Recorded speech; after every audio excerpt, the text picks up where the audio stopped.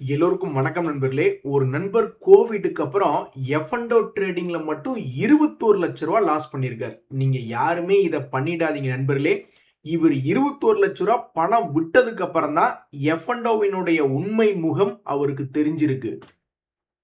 இனிமே கொஞ்சம் கொஞ்சமாக போராடித்தான் அந்த பணத்தை நம்ம மறுபடியும் சம்பாதிக்க வேண்டியதாக இருக்கு. இங்க பாருங்க, இன்னொரு நண்பருமே என்ன சொல்றாரு, அவருடைய வேலையே இப்ப 300, 500ன்னு ஒவ்வொரு நாளும் போராடி கொஞ்சம் கொஞ்சமா சம்பாரிச்சு நஷ்டத்தை குறைக்கிறது தான் அப்படின்றாரு.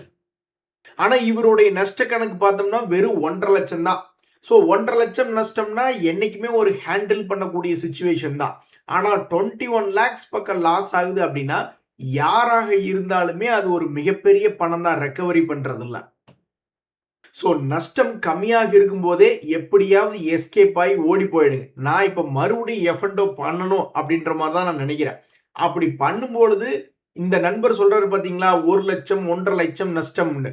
அது மாதிரி மிகவும் குறைவாக ஒரு 50,000மோ 1 லட்சமோ மட்டும் நான் ஸ்டாப் லாஸ் வச்சுக்கிட்டேன்னா நான் தப்பிச்சிருவேன். இதுவே 21 லட்சம் ரூபா அந்த நண்பர் விட்ட மாதிரி நான் விட்டேன்னா அவ்வளவுதான், காலி நானு. துபாயில வேலையும் கிடைக்காது. அப்புறம் என்ன பண்ண முடியும்? அவ்வளவுதான், டோட்டலா 10 வருஷம் பாடுபட்டதே கும்பா அப்படின்ற மாதிரி ஆயிரும். அதனால அந்த தப்பு மட்டும் செஞ்சிடாதீங்க. இந்த நண்பர் எப்படி விவரமா கொஞ்சமா தான் நஷ்டம் பண்ணியிருக்காரு, அதையும் கொஞ்சம் கொஞ்சமா திருப்பி எடுத்துடணும்னு நினைக்கிறாரு பாத்தீங்களா? அந்த மாதிரிதான் இருக்கணும். இன்னொரு நண்பர் பாலசுப்ரமணி அப்படின்ட்டு, அவருக்கு எல்லாமே தெரிஞ்சிருக்கு. ஸ்டாக் மார்க்கெட்ல கொஞ்சம் கொஞ்சமா 2023ல இருந்து கொஞ்சம் கொஞ்சமா 2 லட்ச ரூபாய் லாபம் புக் பண்ணிட்டார். சரி, ஓகே, லாபத்தை புக் பண்ணிட்டோம். இந்த லாபத்தை வச்சுக்கிட்டு இனி எஃப்&ஓக்குள்ள என்டர் ஆகும் அப்படின்னு எஃப்&ஓக்குள்ள என்டர் ஆயிருக்காரு. ரொம்ப இல்ல சிம்ரன், நேத்து தான் உள்ள மார்க்கெட்ல இறங்கியிருக்காரு. ஆனா ஒரே நாள்ல தேங்க்யூ ஃபார் யுவர் டொனேஷன் அப்படின்னு அவர் 2 லட்ச ரூபாய் சம்பாதிச்சிருந்தார். அதுல 1,89,000 நஷ்டமா தூக்கிட்டு போயிடுச்சு எஃப்&ஓல. ஸோ இனி நான் பழையபடி பேசாம நான் பழையபடி இன்வெஸ்ட்மெண்ட்ல பணம் சம்பாதிக்க போறேன் அப்படின்றார். இவர்கிட்ட இன்னொரு அட்வான்டேஜ் என்னன்னா, நிறைய பேர் எஃப்&ஓல லாஸ் பண்ணிட்டு அந்த லாஸ் எடுக்கிறதுக்காக ஈக்விட்டி இன்வெஸ்ட்மெண்ட் சைடு போவாங்க. இவர் இன்வெஸ்ட்மெண்ட் சைடு இருந்து சம்பாரிச்சு அதை கொண்டு எஃப்&ஓல விட்டுருக்கார். அதனால இவர்கிட்ட கையில ஒரு தொழில் இருக்கு. எப்படி இன்னும் கொஞ்சம் வருஷம் பாடுபட்டு பணத்தை சம்பாதிச்சிடலாம் இன்வெஸ்ட்மெண்ட் மூலியமாக. ஆக மொத்த நண்பர்களே, எஃப்&ஓல பணத்தை இழந்த நாங்கெல்லாம் இத்தனை பேர் இருக்கோம். நீங்க யாரும் புதுசா போய் எஃப்&ஓல பணம் இழந்துடாதீங்க. ஈக்விட்டி மார்க்கெட்ல கொஞ்சம் கொஞ்சமா சம்பாதிச்சாலும் அது ஒட்டுது நம்ம உடம்புல. இங்க பாருங்க, இப்ப சில எக்ஸாம்பிள் சொல்றேன் பாருங்க. யுனிகம் லெபார்டரிஸ் அப்படின்ற ஒரு ஷேர், இவன் மொத்தமா எவ்வளவு கிராஷ் ஆயிருக்கா அப்படின்னு நீங்க நினைக்கிறீங்க? ஆல்மோஸ்ட் ஒரு 70% என்பது இந்த யுனிகம் லெபார்டரிஸ் கிராஷ் ஆயிருக்கு. ஆனா இது பார்மா செக்டரை சார்ந்த ஒரு பங்கு. ஸோ பொதுவாகவே பார்மா செக்டர்ல பல பங்குகள் பெருசா கிராஷ் ஆகிறானுங்க, அப்புறம் மறுபடி திரும்பி ஏறிடுறான். மார்க்சன்ஸ் பார்மான்னு ஒண்ணு. அதுக்கப்புறம் எல்லாருமே ஒரு கட்டத்துல கும்பா குட்டி ஆகிறானுங்க. அப்புறம் அது லாபம் செய்யக்கூடிய பங்கா இருந்தா திரும்பி மேல ஏறிடுறாங்க. ஸோ மார்க்சன்ஸ் பார்மா அப்படின்ற பங்கு கடும் சரிவடைஞ்சு அது ஒரு பார்மா செக்டர் லாபமும் பண்ணுது. அதனால 100 ரூபாய் ரேஞ்சில இருந்து 300 ரூபாய்க்கு திரும்பி வந்துட்டான். கோஹன்ஸ் லைஃப் சயின்ஸ் அப்படின்ற ஒரு ஷேர், என்னடா இவன் லாபம் பண்ணிக்கிட்டே இருக்கான், ஒரு அமால்கமேஷன் ஒன்று இருந்தது, இருந்தாலும் இவன் உருப்படலையேன்னு பார்த்துக்கிட்டு இருந்தா 1300 ரூபாயில இருந்து 200 ரூபாய் வரைக்கும் போனவன் இப்ப 450. ஸோ இந்த யுனிகம் லெபார்டரிஸ்மே முக்கியமான பார்மா செக்டர்ல இருந்துகிட்டு அப்பப்போ லாஸ், அப்பப்போ நஷ்டம், அப்பப்போ ப்ராஃபிட் அப்படின்ற மாதிரி மாத்தி மாத்தி பண்ணிக்கிட்டு இருந்தாங்க. கடைசியில போன குவார்டர்லயும் சரி, அதுக்கு முந்தின குவார்டர்லயும் சரி, 2 குவார்டர்ல ப்ராஃபிட்னு சொல்லி கொடுத்திருந்தாங்க. கடைசியில் இப்ப கணக்கெடுத்து பார்த்தோம்னா யுனிகம் லேப்ஸ் அப்படின்ற ஷேரினுடைய விலை தன்னுடைய பழைய ஹையை வந்து தொட்டுட்டான். இன்னொரு ஷேர் வந்து கோத்ரேஜ் இண்டஸ்ட்ரீஸ் அப்படின்ற ஷேர், திடீர்னு அவன் பாட்டுக்கு கீழ இருந்து ஒரு வேகம் எடுத்துட்டான். அதுக்கு நீங்க என்ன வேணாலும் காரணம் வச்சுக்கலாம். குப்பிட்டு கிட்ட எப்படி ஒரு ப்ராடக்ட் இருக்கோ அதே மாதிரி கோத்ரேஜ் கிட்ட காமசூத்ரா அப்படின்ற ப்ராடக்ட்லாம் இருக்கு. ஏன் அது இப்பதான் இவனுக்கு முன்னாடி இருந்தே அவனுடைய ப்ராடக்ட் எல்லாம் இருக்கு. இருந்தாலும் அந்த அதிர்ஷ்டம் குப்பிட்டுக்கு தான் அதிகமா கிடைச்சிருந்தது. குப்பிட்ட தான் 20 ரூபா ரேஞ்சில இருந்து 212 ரூபா, ஆல்மோஸ்ட் 10 டைம்ஸ் லாபம் அப்படின்ற மாதிரி ஒரு கணக்கு வச்சிங்க சமீபத்திய வருடங்கள்ல. ஆனா இந்த கோத்ரேஜ் இண்டஸ்ட்ரீஸ் வந்து பெருசா நானும் தாண்டா ப்ராடக்ட் விற்கிறேன், எனக்கு அந்த மரியாதை இல்லையா அப்படின்ற மாதிரி பாவம் இந்த கோத்ரேஜ் இண்டஸ்ட்ரீஸ் என்ற பங்கு. அது மட்டும் இல்ல, கோத்ரேஜ் குரூப்னுடைய one of the holding companies. இவங்களுடைய ஹோல்டிங் எல்லாம் பாத்தீங்கன்னா Godrej Agrovet, Godrej properties, Godrej consumer products எல்லாத்துலயுமே இருக்கு. இப்படி இருக்கக்கூடிய இந்த பங்கு ப்ராஃபிட்டும் பண்ணி கொண்டிருக்கக்கூடிய பங்கு. ஆனா இவனை ரொம்ப காலமாக ஏத்தாம கீழே வச்சிருந்தாங்க. திடீர்னு பார்த்தோம்னா அப்படியே திருப்பி போட்டு 800 to 1400 ஒரு இன்வெஸ்ட்மெண்ட் பண்ணி வச்சவங்களுக்கு எவ்வளவு குறுகிய காலத்துல பணத்தை கொடுத்துருக்காங்க பாருங்க.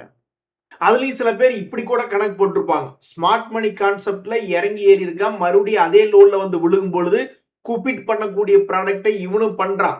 அதனால மேபி இவனை தூக்கி நிறுத்திடுவாங்களோ அப்படின்னு நினைச்சாங்க, நிறுத்திட்டாங்க. ஆக மொத்தம் எவ்வளவு பர்சன்டேஜ் இந்த கோத்ரேஜ் இண்டஸ்ட்ரீஸ் அப்படின்றது சமீபத்திய லோன்ல இருந்து ஏறி இருக்குன்னு பாத்தீங்கன்னா 87%. 3 மாசத்துல 87% சம்பாரிச்சு கொடுக்குறானுங்க. நம்ம ஏற்கனவே இந்த வருஷத்தினுடைய ஸ்டார்டிங்ல பேசணும். நம்மளுடைய மார்க்கெட் சைடுவேஸ் மார்க்கெட்டா இருக்கு. ஒரே ஒரு முறை திருப்பி போட்டான். போன வருஷம் பண்ணதை இந்த வருஷம் திருப்பி பண்ணான்னாவே பல பங்குகள் 50% 80% சம்பாரிச்சு கொடுக்கணும் அப்படின்னு பல பங்குகள் கீழ் நோக்கி கிடந்தப்ப இது போன்ற செய்திகள் நம்ம வாசிச்சுக்கிட்டு இருந்தோம். அந்த நேரத்துல எத்தனையோ பங்குகள் திரும்பி மேல வந்திருக்கு. எதையுமே எடுத்து பார்த்தா தானே தெரியும். ஒரு 6 மாதம் கழித்து இப்ப நம்ம எடுத்து பார்க்கிறோம். இந்த கோத்ரேஜ் இண்டஸ்ட்ரீஸ் அப்படின்ற ஒரு பங்கு திடீரென வேகம் எடுத்து மேல வந்திருக்கு.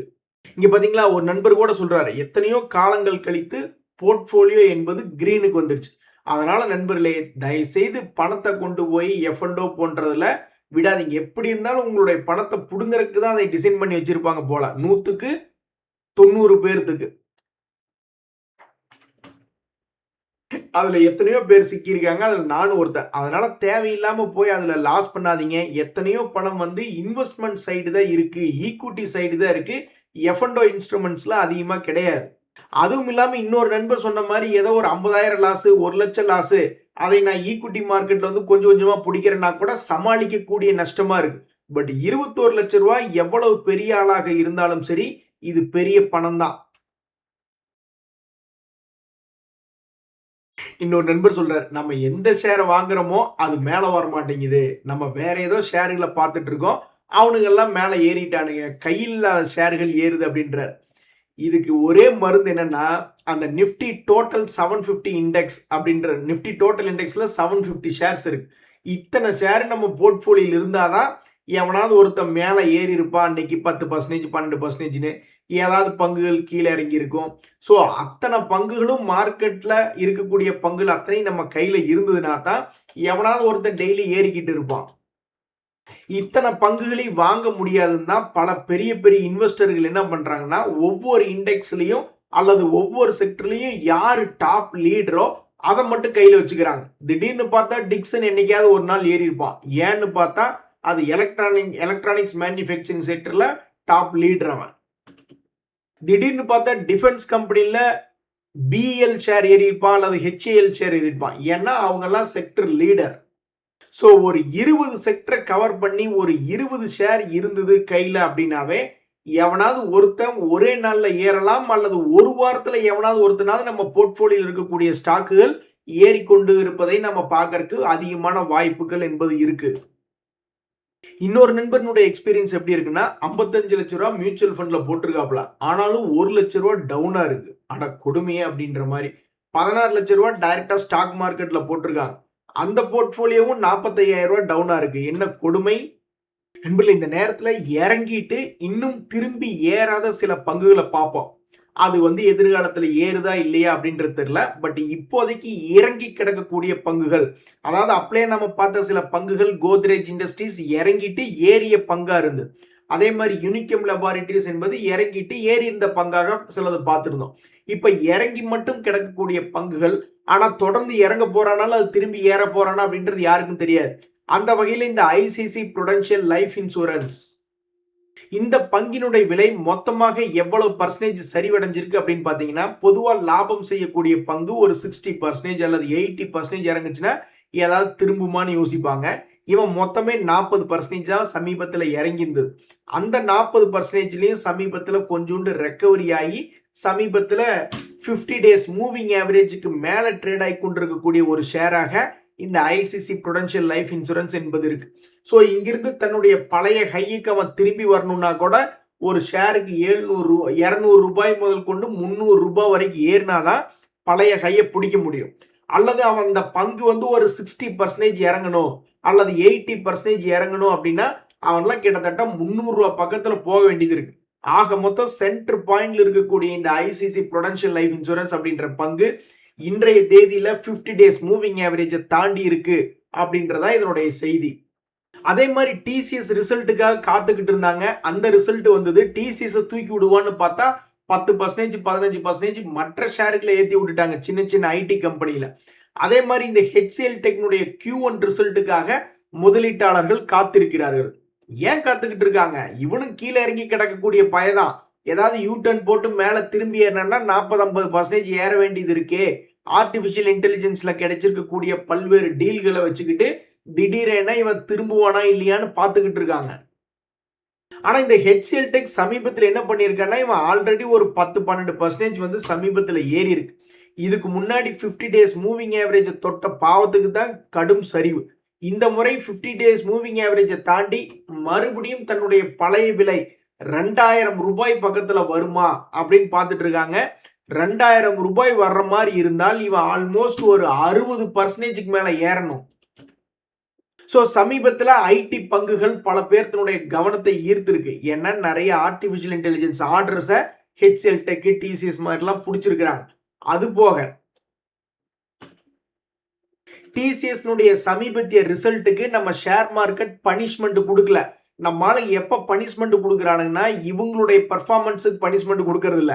ஆக்சென்சர் கும்பா ரிசல்ட் கும்பா கைடன்ஸ்னா அவன் பண்ண தப்புக்கு நம்மளை தண்டிச்சிருவாங்க. அதே மாதிரி ஆர்டிபிஷியல் இன்டெலிஜென்ஸ் சம்பந்தப்பட்ட செய்தி எங்காவது உலக அளவுல வருதுன்னா அவனுக்கு பயந்துட்டு நம்ம ஆளுகளை இறக்குவாங்க. ஆக மொத்தம் நம்ம ஆளுக செஞ்ச தப்புக்கு இதுவரைக்கும் தண்டனை அனுபவிக்கல. டிசிஎஸ்ஸுமே வந்து சமீபத்தில் மார்க்கெட் ஹெல்ப் பண்ணி 1% தூக்கி தான் விட்டுச்சு. ஸோ ஹெச்சிஎல் டெக் தன்னுடைய பழைய கையை வந்து தொடுமா? அதே மாதிரி இன்னும் 2 ஷேர்கள் இறங்கிட்டான். ஆனா இன்னும் திரும்பி ஏறல. திரும்பி அவனுடைய பழைய கையை போய் பிடிக்கணும்னா எப்படி இந்த வீடியோனுடைய ஆரம்பத்தில் சில பங்குகளை பார்த்துருந்தோம். இன்னொரு எக்ஸாம்பிளும் கூட அப்புறமா காட்டுறேன். கீழே இறங்கிட்டு மேலே ஏறணும்னா 50% 100% ஏற வேண்டியது இருக்கு. ஸோ இந்த ஐஇஎக்ஸ் ஆகட்டும் இந்த இர்கான் இன்டர்நேஷனல் ஆகட்டும் 2 பங்குகளுமே சமீபத்தில் சரிஞ்சு கிடக்கிறவன் தான். இப்போ வரைக்கும் இவனுக்கு வந்து இன்னும் மேல் நோக்கி ஏறி வரல. ஐஇஎக்ஸும் சரி இர்கான் இன்டர்நேஷனலும் சரி. ஆனாலும் லாபம் செய்து கொண்டிருக்கக்கூடிய பங்குகளாக இருக்கிறது. என்னையா உங்களோட அக்கப்போரா இருக்கு, செய்யற லாபத்துக்கு ஒரு மரியாதை கொடுக்க மாட்டேன்றீங்க அப்படின்ற மாதிரி இந்த ஐஇஎக்ஸ் வரக்கூடிய Q1 ரிசல்ட் சீசன்ல என்ன செய்ய போகிறது அப்படின்றத பொறுத்து இருந்து பார்க்கணும். அதே மாதிரி இந்த இர்கான் இன்டர்நேஷனல் அப்படின்ற பங்குமே சமீபத்தில் 52 வீக்ஸ் லோ பக்கத்தில் சுத்திக்கிட்டு இருக்கு. இந்த 2 பங்குகளும் என்ன ஆக போகிறது என்பதை கடைசியாக இன்னும் ஒரு பாயிண்ட். எஃப்என்டோ பண்ணி வீணா போகாதீங்க. அதுல 90 பேர் வீணா போயிடுறாங்க. மீதி 10 பேர் தான் சம்பாதிக்க முடியும். ஈக்விட்டி மார்க்கெட்ல என்னைக்கு இருந்தாலும் ஒரு நாள் மிகவும் அமைதியாக நம்ம வாங்கின பணம் கீழே தான் கிடக்கும். திடீர்னு பார்த்தா என்னைக்காவது ஒரு நாள் நம்ம லாபத்துக்கு வந்துருவோம். அப்படித்தான் இந்த கிரீவ்ஸ் காட்டன் அப்படின்ற பங்கு மிக கேவலமாக இறங்கி கிடந்த ஒரு பங்கு. இதுக்கு முன்னாடி எல்லாம் அவனுடைய வரலாறுல கேவலமா இறங்கிட்டு மறுபடி திரும்பி ஏறி இருக்கு. இப்ப கூட சமீபத்துல 2024 லோல வந்து கீழே விழுந்து கிடந்த பங்கு தான் இந்த கிரீவ்ஸ் காட்டன் அப்படின்ற ஒரு ஷேர். அந்த ஷேர் மறுபடியும் ஆல்மோஸ்ட் 100% ஏறி வந்திருக்கு. அதுக்கு 2 வருஷம் வெயிட் பண்ணா பத்தாதா? அதுக்கு அவங்க ஏதோ ஒரு காரணம் சொல்லட்டும். நாங்களது எலக்ட்ரிக் மொபிலிட்டி காரணம் அல்லது அவங்களுடைய பிசினஸ் வந்து டைவர்சிஃபைடா இருக்கு, ஏதோ ஒரு காரணம் சொல்லிட்டு. இதுக்கு முன்னாடி கீழே விழுந்து கிடந்த பங்கு தானே. கீழே விழுந்து கிடந்துட்டு அவன் எப்ப லாபம் என்பதை கொடுக்க ஆரம்பிக்கிறானோ, நஷ்டத்திலிருந்து லாபத்துக்கு திரும்புகிறானோ, அன்னைக்கு ஸ்டாக் மார்க்கெட்ல ஒரு திருப்பு முனை என்பது வந்து இடையிறது. அதனால நண்பர்களே, எஃப்என்டோல லாஸ் பண்றது ரொம்ப ஈஸி. ஆனா அதை திருப்பி எடுக்கிறது கஷ்டம். அதுவும் இல்லாம லாஸ் வந்து ஏதோ ஒரு 50,000 1 லட்சம் அப்படின்னா யாரா இருந்தாலும் ஓரளவு சமாளிச்சு மேல வந்துடலாம். ஆனா 20 லட்சம் 40 லட்சம் லாஸ் பண்ணிட்டீங்கன்னா அது எடுக்கிறது ரொம்ப ரொம்ப கஷ்டமா போயிருது. இன்றைய தகவல் உங்களுக்கு உதவியா இருந்தா எனக்கு மகிழ்ச்சியா. ரொம்ப நன்றி, வணக்கம்.